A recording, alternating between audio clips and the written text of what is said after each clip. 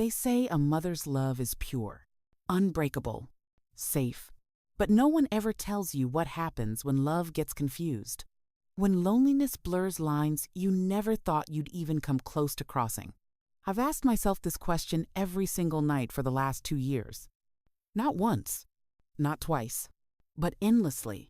Was the moment that broke me the moment it happened? Or was it the moment I realized there was no way to undo it? Before we begin, if you believe real stories are the ones that stay with you long after the video ends, stories that make you uncomfortable, emotional, and reflective, subscribe to the channel now, because this isn't just a story. It's a confession, and what happens next will challenge everything you think you know about love, guilt, and silence. The night everything shifted. It started on my son's 18th birthday. Nothing dramatic, nothing loud, just an ordinary evening that felt ordinary. The kind that only reveals its importance when you look back later. Half-deflated balloons clung to the corners of the living room. A cake sat on the kitchen counter, one side already carved into crumbs, scattered like evidence of a moment that was already passing. The house smelled like vanilla frosting and melting candle wax. That soft, nostalgic smell that instantly pulls you backward in time, back to childhood birthdays, simpler days, when love felt uncomplicated. But underneath that sweetness, there was something else, something heavy, something quiet, something neither of us said out loud. I remember sitting at the table, watching him across from me. My son, my baby. Except he wasn't a baby anymore. 18. A man, at least by the world's standards. His shoulders were broader, his voice deeper, his laughter slower, more controlled. And yet, when he smiled, it was still the same smile he had when he used to run toward me after school, backpack bouncing, arms wide open. That smile did something to my chest that night. It filled me with pride. And with something else I didn't want to name. When you don't recognize your own life anymore. It's strange how parenting works. You spend years pouring everything into raising a child, teaching them to be strong, kind, independent. And then one day, you look at them and realize you don't quite recognize who they've become. And even more frightening, you don't recognize yourself either. That night, something between us shifted. Not in a way anyone else could have noticed. No raised voices, no dramatic moment. Just a subtle change. The kind of shift that happens quietly, like when silence suddenly says more than words ever could.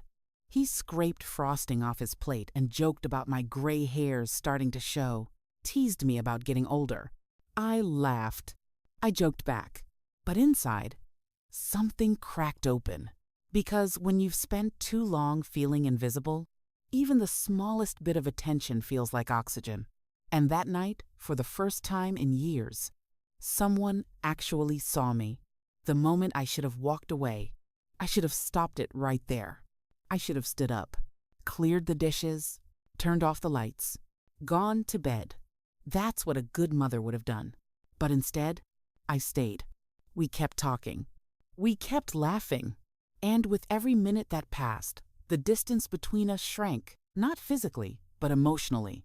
Looking back now, I can pinpoint the exact moment everything changed. It wasn't something he said. It was how he looked at me. There was something in his eyes that made my breath catch. Something gentle, something vulnerable, something that should have remained safely unspoken.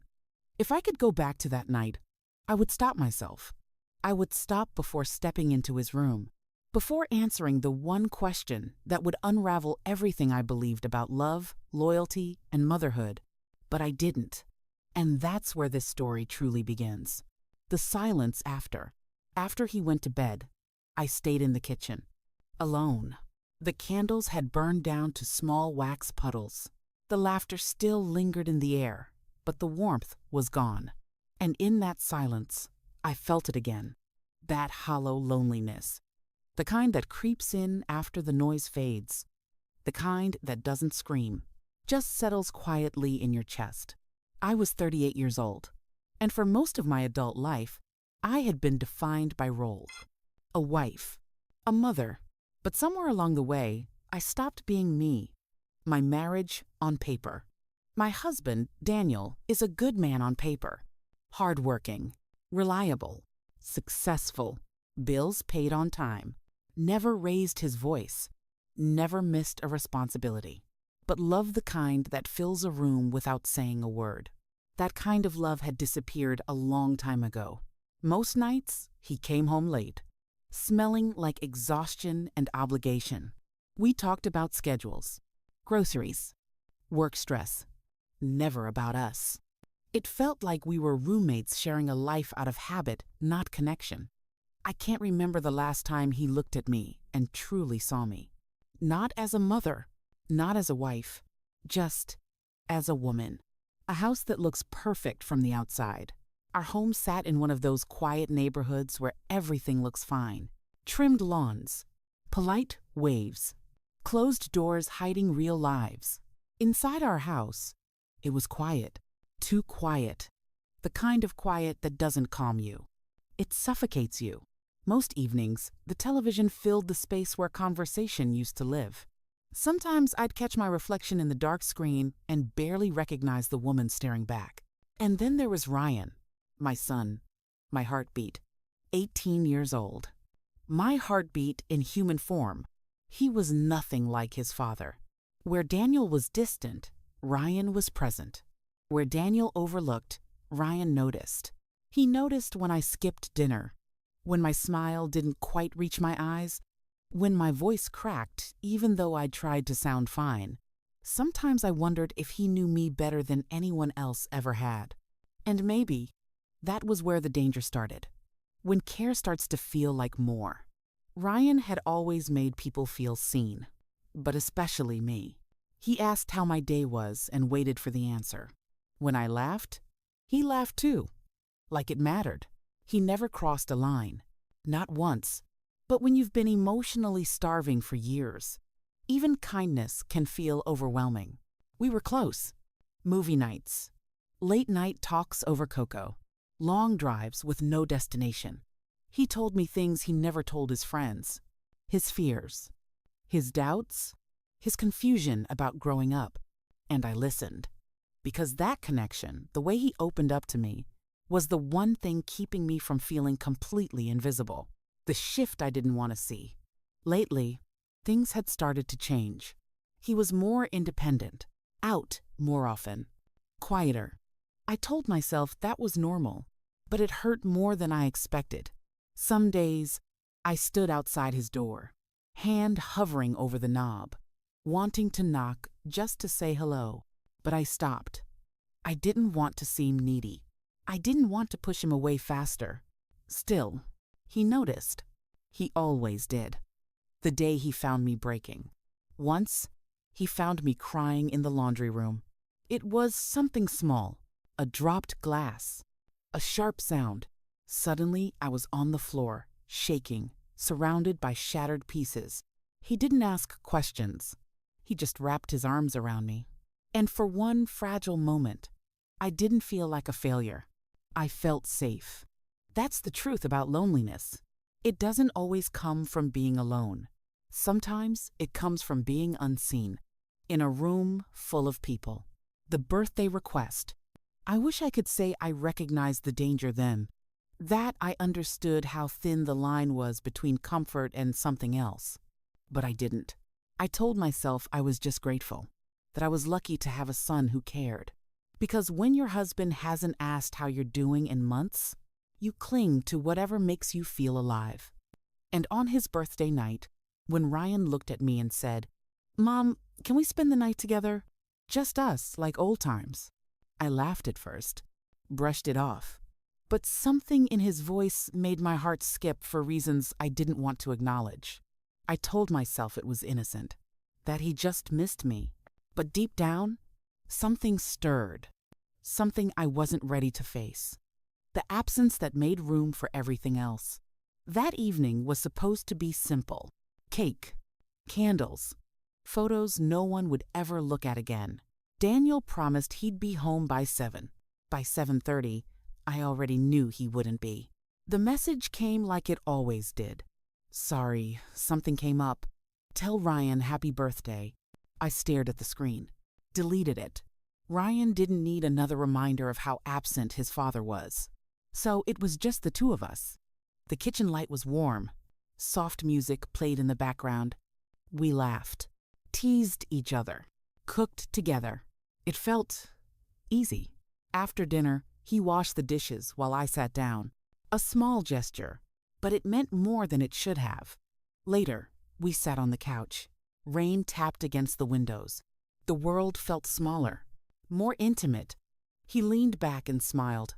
"Do you remember our old sleepovers?" he asked. I laughed. "Of course." Then his voice softened. "Mom, can we spend the night together?" The room went quiet after he said it. Not the comfortable kind of quiet, the kind that presses against your chest. The rain outside felt louder suddenly, each drop hitting the window like a countdown. I stared at him, searching his face for something, anything that would tell me I had misunderstood. He wasn't smiling. He wasn't joking. He looked nervous, vulnerable, like he'd just stepped into something he didn't fully understand himself. And that terrified me. I felt my throat tighten. My heart started racing. Not with desire, but with fear. Real fear. The kind that wakes you up years later in the middle of the night. "Ryan," I said softly, forcing my voice to stay steady. He looked away, suddenly embarrassed. "I didn't mean," he started, then stopped. "I just thought, like when I was younger." That's when it hit me. This wasn't about anything dark or intentional on his side. This was about confusion. About a boy standing at the edge of adulthood, reaching backward for comfort while trying to move forward into independence. And somehow, I had become the place he was trying to anchor himself. That realization crushed me. Because the danger wasn't what he wanted. The danger was what I had allowed myself to feel without stopping it sooner. I stood up, slowly, deliberately, as if every movement mattered. "No," I said gently. Not angry, not cold, just firm. "That's not something we do anymore." His face fell not in rejection, but in understanding. Like something heavy clicked into place. "I'm sorry," he said quickly. "I didn't think it through." "I know," I replied, and I meant it. We sat there for a moment longer, the space between us suddenly wide again, but safer. Then I did what I should have done long before. I hugged him, briefly, properly, the way a mother should, and I told him I loved him. That night, after he went to his room, I didn't sleep. I sat alone in the dark living room, staring at the quiet house, replaying everything, not just that moment, but every moment leading up to it. Every time I leaned too much on him emotionally. Every time I shared things that should have stayed between adults. Every time I let my loneliness blur my judgment. I cried, not because something happened, but because something almost did. And because I realized how close I had come to damaging the one relationship that mattered more than anything else in my life, the next morning I woke up different. Not healed, but awake? I pulled back slowly, intentionally. I stopped confiding in Ryan the way I had been. I gave him space without guilt. I let him grow without trying to hold on. And for the first time in years, I turned toward myself instead of away. I had a conversation with Daniel that I'd been avoiding for a decade. It wasn't dramatic. It was honest. I told him I felt invisible. I told him I was lonely inside our marriage. I told him I needed more or I needed out. That conversation didn't fix everything, but it saved something far more important. My son, Ryan, left for college months later. We hugged at the car.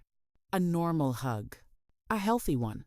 He smiled at me and said, "Thank you for always being there, Mom."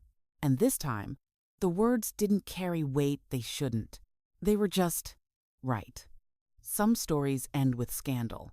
Mine ends with restraint. With the quiet understanding that love, real love, is knowing when to stop yourself. When to choose protection over comfort. When to choose what's right over what feels good in the moment. I still live with the memory of that night. Not with shame, but with awareness. Because motherhood isn't just about loving your child. It's about guarding them even from your own brokenness. And if this story made you uncomfortable, if it made you reflect, if it made you pause, then maybe it needed to be told. Subscribe to the channel for more real, raw stories that don't flinch from the truth. Because sometimes the hardest stories are the ones that save us.